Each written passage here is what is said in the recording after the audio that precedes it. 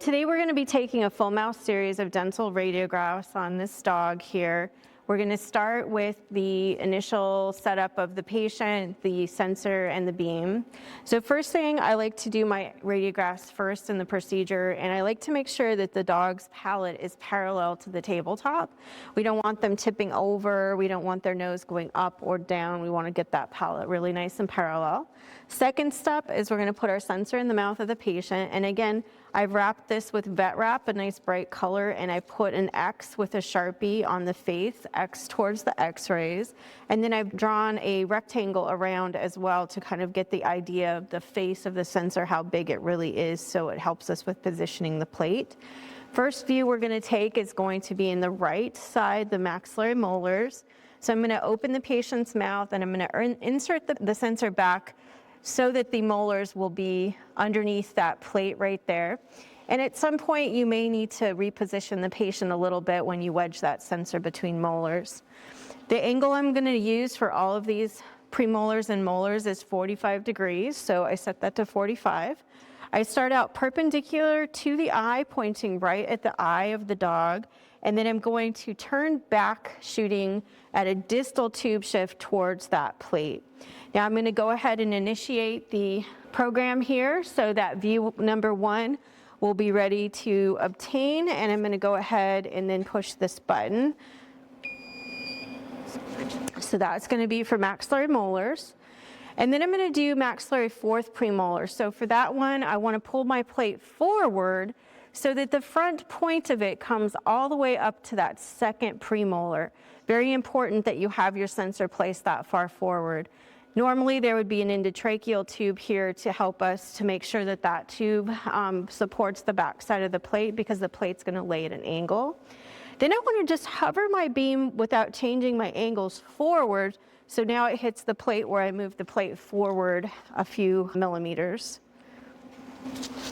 That's going to be for my maxillary fourth premolar.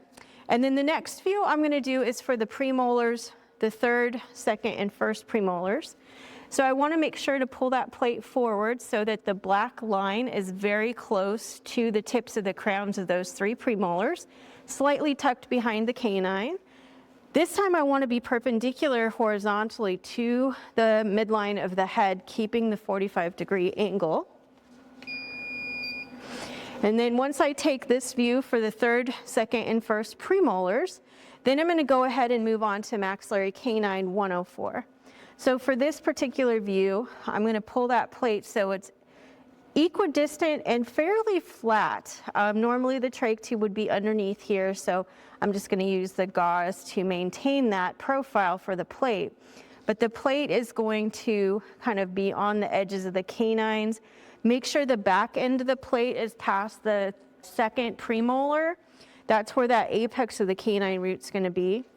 Now I want to bring this back to 60 degrees, 60, that's going to be the angle, and start perpendicular between the corner of the nostril and the medial canthus of the eye, and turn 20 degrees this way, horizontal. This is the horizontal rotation, and that's going to be for canine 104. Now, rather than moving the sensor again, I'm going to actually leave the sensor in this location, and I'm going to turn it around and take the canine on the other side.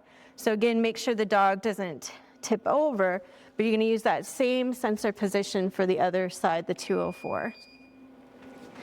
Now once we get that 204 in position, then I can go ahead and start taking my incisor teeth. So for the incisors, I'm going to pull this forward so the incisors will land inside the rectangle that I drew, and I'm going to bring this to 70 degrees.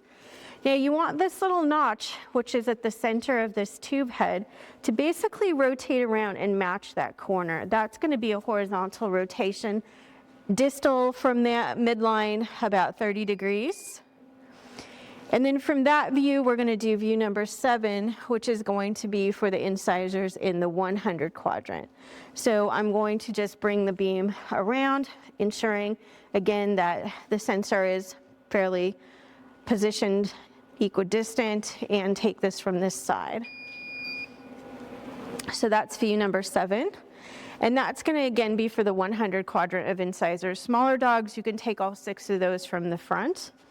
Now I want to go ahead and move on to the other side. So I'm going to move my plate back for the first 3 premolars, go back to 45 degrees, and be perpendicular to the midline of the head. Again, 205, 206, 207 in this picture. Now for the 4th premolar, I want to move my plate back so that it's under the 4th premolar, barely touching the molar, and it goes all the way up to the 2nd premolar. Start at the eye, turn the corner back, distal tube shift to about 110 horizontal, and that's going to be for that 208. Now for the molars of the maxilla, view number 10, we want to push that plate back and in so we don't miss that last molar, and then just hover the whole beam back. And that's going to be for the 2 molars in the maxilla on the 200 quadrant. Now from here, we want to go ahead and rotate the patient to its back. And most patients, this is a fairly easy thing to do. I like to roll a towel up under their neck, but for this dog, we're going to put the padding under the nose. We want to start with the plate parallel to the tooth roots in the bone and just kind of wedging it up into this location. You can then take some gauze and create a little ball, or you can use the Dorvet dental wedge. Angle is 20 degrees, so I'm going to dial that back to 20. Start perpendicular to the midline and turn back about 10 degrees. And that's going to be for view number 11. That's going to be for the mandibular molars, the 410 and the 411. And then once we get that one, some dogs we can get the molar there, some we can't. So I'm going to go ahead and do a separate shot just for the big 09 molar. So I'm going to pull this forward. Again, making sure that I can feel up here that the sensor is up here at the mandibular cortex. And for this one, you can just come up with the same 20-degree angle and create a parallel technique. And then from there, we're going to do the next 2 premolars in line, which would be the 08 and the 07 over here on the 400 quadrant. But at this point, we have to turn the plate back so it's laying at a tilt like this. It's not up behind the bone in more of a parallel technique. And for this one, we want to bring our angle back to 60. So that's going to be our spot right there. And then for view number 14, we're actually going to be taking the side view of the canine as well as the 1st and 2nd premolars. So we're going to move this plate up into position underneath the 1st and 2nd premolars and right underneath that canine tooth. And this time you want it to be with the tongue below, and you want it to be fairly flat and equidistant from one side to the other on a dog that's small like this. We're going to bring it back to 70 degrees on the tube head here and perpendicular to the midline. So that's going to be the next view. And that, again, is going to be a side view of the canine as well as the 1st and 2nd premolars. Now we want to take a view of the canine roots. So for this one, I'm going to take it at 80 degrees and just shoot straight down at those roots of those 2 canines.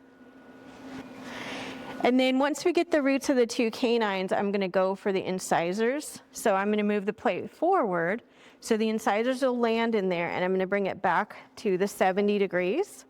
Make sure that your beam is going to hit the plate properly.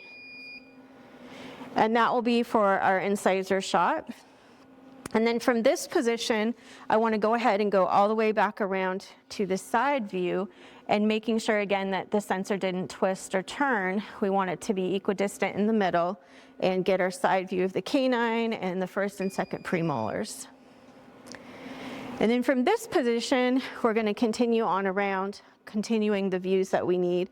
We need the 3rd premolar and 4th premolar. So we're going to move this back underneath those 2 specific teeth, change the angle to 60, and perpendicularly bring the beam back down.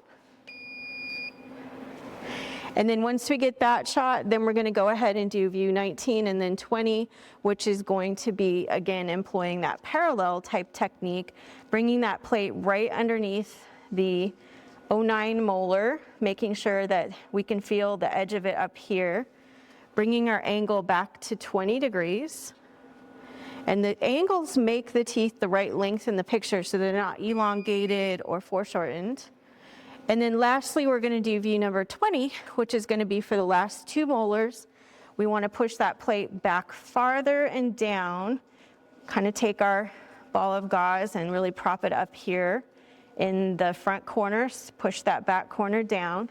And then this time we want to start perpendicular to the midline of the head and turn back 10 or 15 degrees, distal tube shift.